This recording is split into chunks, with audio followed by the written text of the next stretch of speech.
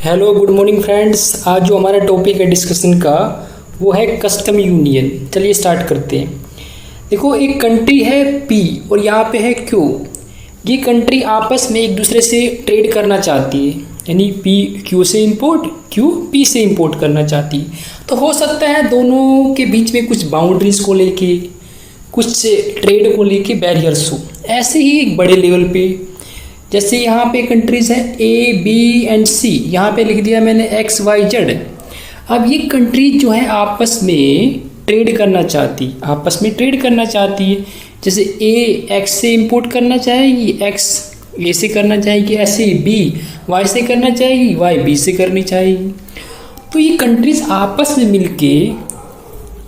मिलके ये जो ट्रेड पे जो रेस्ट्रिक्शंस हैं, जो ट्रेड बैरियर्स है, जो बाउंड्रीज को लेके जो रेस्ट्रिक्शंस है, तो एक ट्रेड करने के लिए, एक फ्री ट्रेड करने के लिए ये एक कस्टम यूनियन बनाती है।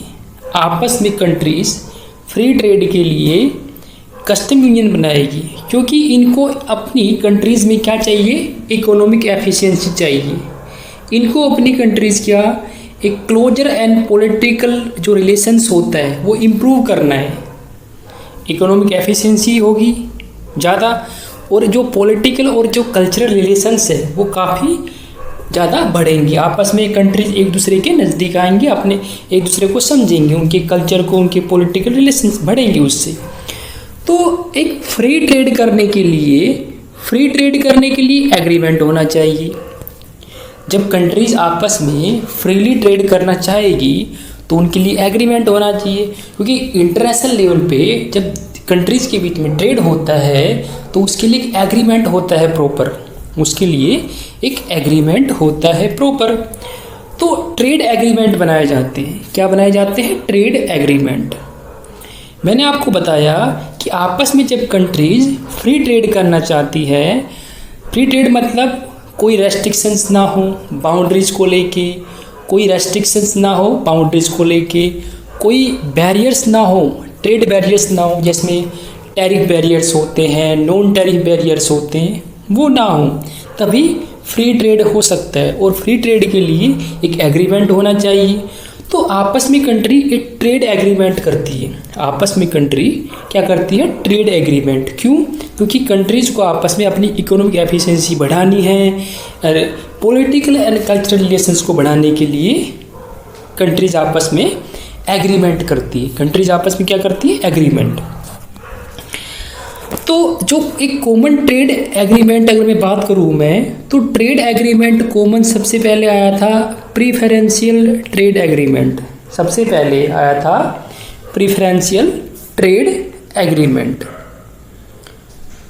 प्रीफरेंशियल ट्रेड एग्रीमेंट में देखो, नाम से ही मालूम पड़ रहा है प्रीफरेंशियल, यहाँ पे एक प्रीफरेंस दिया जाता है। मतलब कुछ सर्टेन प्रोडक्ट्स होते हैं जिसके ऊपर जो टैरिफ को कम किया जाता है, जैसे कस्टम ड्यूटी या फिर आप कह सकते हो इम्पोर्ट ड्यूटी। अगर किसी गुड्स पे इम्पोज है, लेवी है, तो उसमें कुछ एक तरह से रियायत दी जाएगी, उसको कम कर दिया जाएगा। तो पीटीए एक common type of trade agreement है, जिसके अंदर कुछ सर्टेन प्रोडक्ट्स पे टैरिफ को कम किया जाता है। और जनरली ये डब्ल्यूटीओ मेंबर्स के बीच में देखने को मिलता है पीटीए। और एफटीए जो होता है, फ्री ट्रेड एग्रीमेंट जो होता है, वो रीजनल ट्रेड एग्रीमेंट होता है। तो कस्टम यूनियन जो है, आपस में कंट्री जब फ्री ट्रेड करने की सोच रही है, फ्री का मतलब कोई बाउंड्रीज को लेकर रेस्ट्रिक्शंस ना हो, कोई बॉर्डर को लेकर रेस्ट्रिक्शन ना हो, कोई ट्रेड को लेकर रेस्ट्रिक्शंस ना हो, और अपनी इकोनॉमिक एफिशिएंसी को बढ़ाने के लिए, अपने पॉलिटिकल और कल्चरल रिलेशंस को और क्लोज करने के लिए इन्होंने कस्टम यूनियन बनाते हैं। कस्टम यूनियन के लिए प्रॉपर ट्रेड एग्रीमेंट होना चाहिए। तो कस्टम यूनियन क्या होता है? Is a type of free trade agreement. Custom union is a type of free trade agreement. ये एक फ्री ट्रेड एग्रीमेंट का टाइप है, मतलब उसके जैसा है। मतलब मैं नहीं कह रहा कि प्रॉपर फ्री ट्रेड एग्रीमेंट ही होता है कस्टम यूनियन, मैं कह रहा हूँ custom union is a type of free trade agreement. इसका मतलब दोनों में डिफरेंस होता है, या डिफरेंस होता है, स्लाइड आगे बताऊंगा मैं आपको। तो कस्टम यूनियन क्या है, is a type of free trade agreement which involves removal of trade barriers, जिसके अंदर जो ट्रेड बैरियर्स होते हैं, टैरिफ, नॉन टैरिफ, उनको रिमूव किया जाता है। जो इंपोर्ट क्वाटाज होते हैं, tariff, with a common external trade policy, with a common external trade policy. तो कस्टम यूनियन क्या है, ये type of free trade agreement which involves, जिसमें शामिल हैं removal of trade barriers, import quotas and tariffs with a common external trade policy. ये आपको ध्यान रखना है। इसकी सबसे बड़ी खूबी है कस्टम यूनियन की, वो है कॉमन एक्सटर्नल ट्रेड पॉलिसी, और इसी को बेस लेके मैं आपको ऑब्जेक्टिव बताऊंगा आगे। तो आपको एक चीज़ पकड़नी है कि कस्टम यूनियन के अंदर सबसे अच्छी जो फीचर्स है वो है कॉमन एक्सटर्नल ट्रेड पॉलिसी है इनकी थर्ड कंट्रीज के against, common external trade policies. आगे एग्जाम्पल के माध्यम से मैं समझाता हूँ आपको। अब देखो, ए कंट्री है, ए कंट्री, ये ए कंट्री बी से इंपोर्ट करती है सपोज कर लो, और बी कंट्री ए से करेगी, ऐसे ही बी सी से करेगी, सी बी से करेगी, सी डी से करेगी। कहने का मतलब ये है कि ए बी सी डी ये आपस में कस्टम यूनियन के मेंबर्स है, ये आपस में कस्टम यूनियन के मेंबर्स हैं। जब आपस में ये एक दूसरे से इंपोर्ट करेंगे, एक दूसरे की कंट्री में जो गुड सर्विस का जो फ्रीली मूवमेंट होगा, तो फ्रीली मूवमेंट जो है इसलिए हो रहा है क्योंकि ये मेंबर्स है कस्टम यूनियन की, क्योंकि ये मेंबर्स है कस्टम यूनियन की। तो ए भले ही बी से खरीदता है, बी सी से खरीदता है, सी डी से खरीदता है, डी फिर ए से खरीदता है, या सी बी से खरीदता है। लेकिन आपस में ए बी सी डी अगर गुड्स या सर्विसेज को एक कंट्री दूसरी कंट्री में अगर उनका एक तरह से मूवमेंट होता है, फ्रीली मूवमेंट, यानी no custom duty, no trade barriers, कुछ नहीं होता। लेकिन कस्टम यूनियन के अंदर आप ध्यान देना, सबसे अच्छी बात क्या है, अगर ए बी सी डी आपस में अगर वो ट्रेड कर रहे हैं तो फ्रीली मूवमेंट होगा, कोई कस्टम ना कोई ड्यूटी, ना कोई ट्रेड बैरियर्स। लेकिन अगर सपोज करो कि यहाँ पे कंट्री है ई एंड एफ, यहाँ पे कंट्री है ई एंड एफ, और ये नॉन मेंबर्स है, ये कस्टम यूनियन के मेंबर्स नहीं है। अब सपोज करो ये ए कंट्री जो है ये ई या एफ कंट्री से इंपोर्ट करते हैं, यानी ई कंट्री जो है मेंबर है कस्टम यूनियन का, लेकिन ई एफ कंट्री जो है वो मेंबर नहीं है कस्टम यूनियन का। तो यहाँ पर जब ए कंट्री, ए या एफ कंट्री जो non member of custom union है उनसे इंपोर्ट करेंगे, तो फिर उस टाइम टैरिफ अप्लीकेबल हो जाएगा, टैरिफ अप्लीकेबल हो जाएगा, और वो टैरिफ जो होगा वो कॉमन होगा। इसका मतलब जो कस्टम यूनियन जो मेंबर्स है वो आपस में जब वो गुड्स एंड सर्विसेज का जब मूवमेंट करते हैं तो ना कोई कस्टम होगा, ना कोई ड्यूटी होगा, यानी फ्रीली मूवमेंट होगा गुड्स एंड सर्विसेज का आपस में उनकी। लेकिन जब वो किसी थर्ड कंट्री से जो नॉन मेंबर हैं उनसे जब वो इंपोर्ट करते हैं तो वहाँ पर टैरिफ अप्लीकेबल हो जाएगा, और वो जो टैरिफ होगा, वो जो कस्टम ड्यूटी होगी वो कॉमन होगी सभी मेंबर कंट्रीज़ के लिए।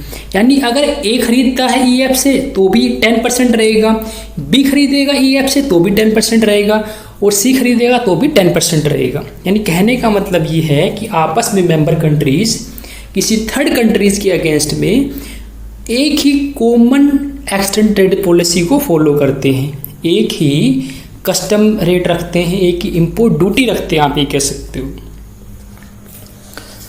तो सबसे अच्छी खूबी इसकी यही थी कस्टम यूनियन की कि आपस में कंट्रीज फ्रीली मूवमेंट कर रहे हैं ट्रेड गुड्स सर्विसेज के लिए। लेकिन जब थर्ड कंट्री से ये इंपोर्ट करेंगे तो वहाँ पर जो टैरिफ अप्लीकेबल होगा वो मेंबर कंट्रीज़ के लिए सभी के लिए कॉमन होगा, सभी के लिए कॉमन होगा। भले ही ए खरीदे ए ऐप से, भले ही बी खरीदे, अगर ए खरीदेगा तो भी 10% टैरिफ लग जाएगा, क्या कस्टम लग जाएगा, बी खरीदेगा तो भी 10% लग जाएगा, सी खरीदेगा तो भी 10% लग जाएगा, और डी खरीदेगा तो भी 10% लग जाएगा। यानी थर्ड कंट्रीज़ के अगेंस्ट में ये एक कॉमन ट्रेड पॉलिसी को फॉलो करते हैं, कॉमन रेट को फॉलो करते हैं। अब और एक एग्जाम्पल की मदद से समझाऊंगा मैं आपको। देखो यहाँ पे कंट्री है बी और यहाँ पे कंट्री है ए। अगर आपस में कंट्री बी और ए, अगर आपस में कंट्री ए और बी ट्रेड करना चाहे तो कोई ड्यूटी नहीं होगी, क्योंकि आपस में कस्टम यूनियन के मेंबर है। भाई कस्टम यूनियन के मेंबर है यानी फ्रीली ट्रेड होगा। फ्रीली मतलब no custom, no import, no कोई ट्रेड बैरियर्स। लेकिन सपोज करो यहाँ पे कंट्री है सी और ये है थर्ड कंट्री, यानी मैं अगर सिंपली बोलूँ तो ये है non members of custom union, ये non member of custom union है। अब अगर कंट्री ए और बी आपस में अगर गुड सर्विसेज का जो मूवमेंट करती है तो कोई ड्यूटी नहीं होगी, क्योंकि मेंबर्स है आपस में।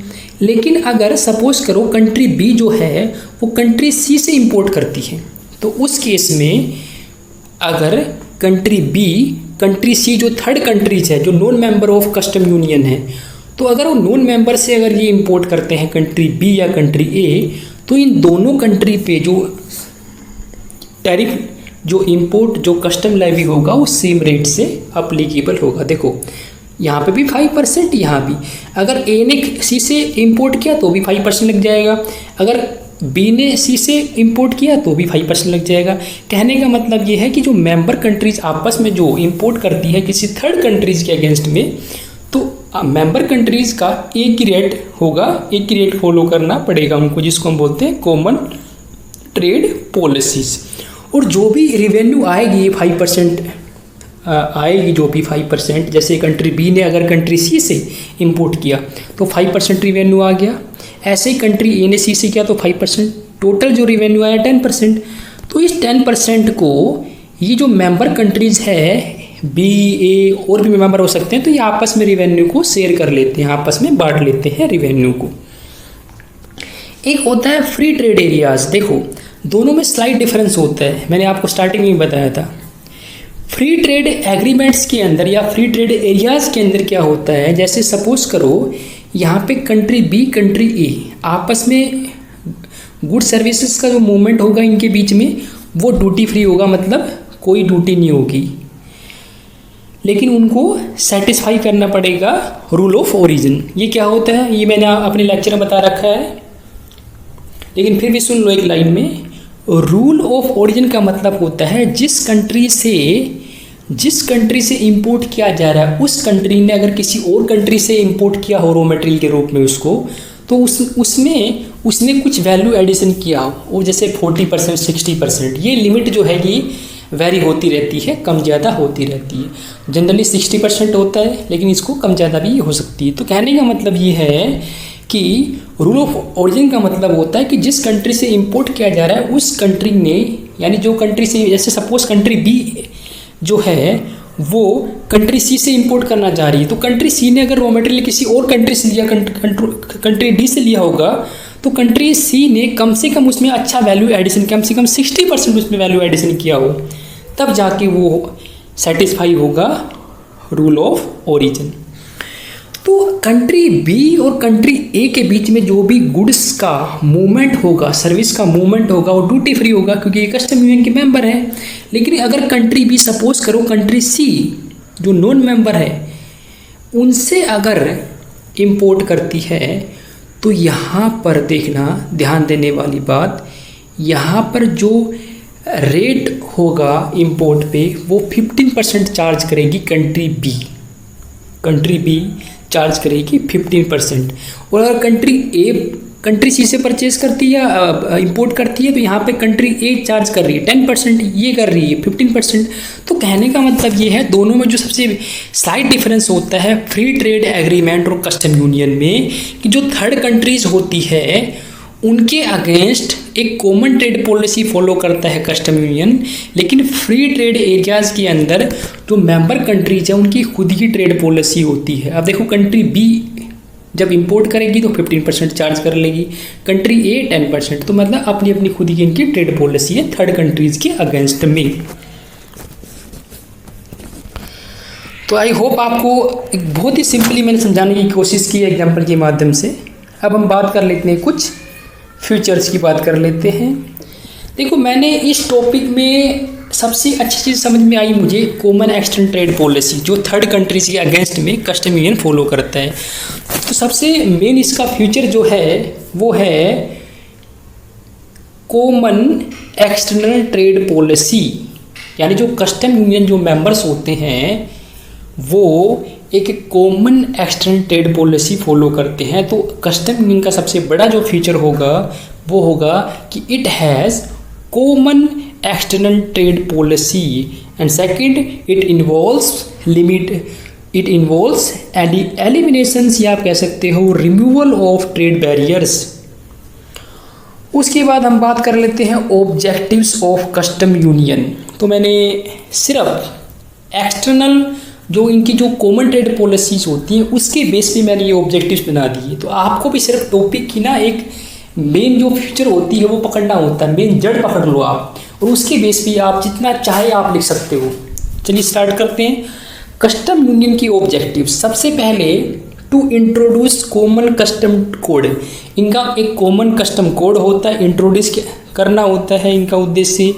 To establish a common custom tariff, common custom tariff जैसे जो थर्ड कंट्रीज़ के अगेंस्ट ये चाहे ए परचेस कर रहा है तो भी 5% ले रहा है, बी कर रहा है तो भी 5% चार्ज कर रहा है, सी ले रहा है तो चार्ज कर रहा है 5%, यानी कॉमन कस्टम टैरिफ होता है थर्ड कंट्रीज़ के अगेंस्ट में। Next to remove and eliminate trade barriers, यानी जो भी ट्रेड बैरियर्स होंगे जैसे टैरिफ, नॉन टैरिफ, टैरिफ जैसे import duty, custom duty, non tariff जैसे import quotas, licence, import licence, regulations. Next to promote economic efficiency, economic efficiency को promote करना। To make trade free among member countries, यानी जो member countries है उनके बीच में trade को फ्री बनाना। टू प्रमोट इकोनॉमिक कोऑपरेशंस, आर्थिक सहयोग को और बढ़ावा देना मेंबर कंट्रीज के बीच में। To formulate a unified foreign trade policy, मतलब एक यूनिफाइड फॉरेन ट्रेड पॉलिसी को फॉर्मुलेट करना। एंड टैरिफ रेट को फॉर्मुलेट करना, टैरिफ रेट यानी जो इंपोर्ट ड्यूटी, कस्टम ड्यूटी उसको बोलते हैं tariff rates. To formulate unified protective measures, यानी प्रोटेक्टिव का मतलब होता है एक अपने आप को प्रोटेक्ट करना, मेजर्स यानी उपाय। तो फॉर्मुलेट करना प्रोटेक्टिव मेजर्स को, जैसे इंपोर्ट क्वाटास। उसके बाद to establish close political and cultural relations, आपस में जो मेंबर कंट्रीज होती है वो इस्टेब्लिश करने की कोशिश करती है political and cultural relations. The last important objective to set a mechanism, एक ऐसा मैकेनिज्म सेट किया जाता है किसके लिए, for collection and allocation of custom duties and import duties, यानी जो भी थर्ड कंट्रीज के अगेंस्ट में जो गवर्नमेंट, जो इन जो मेंबर कंट्रीज़ की जो गवर्नमेंट है, इनको जो भी कलेक्शन आएगा वो आपको मालूम है डिस्ट्रीब्यूट करते हैं आपस में ही, तो उसके लिए एक मैकेनिज्म सेट किया जाता है कलेक्शन के लिए एंड अलोकेशंस के लिए, जो भी कस्टम ड्यूटीज इनको रिसीव होती है। ओके, थैंक यू बच्चों, थैंक यू सो मच। मैंने कोशिश की कि बहुत ही ईजिली आपको एग्जाम्पल के माध्यम से समझाने की, और आप अगर आपको लेक्चर अच्छा लगा हो तो कमेंट करके बताना। आप इसका सेकंड पार्ट बना दूंगा मैं, जिसमें बातें करेंगे हम इसके एडवांटेजेस एंड लिमिटेशंस की। Okay, thank you so much.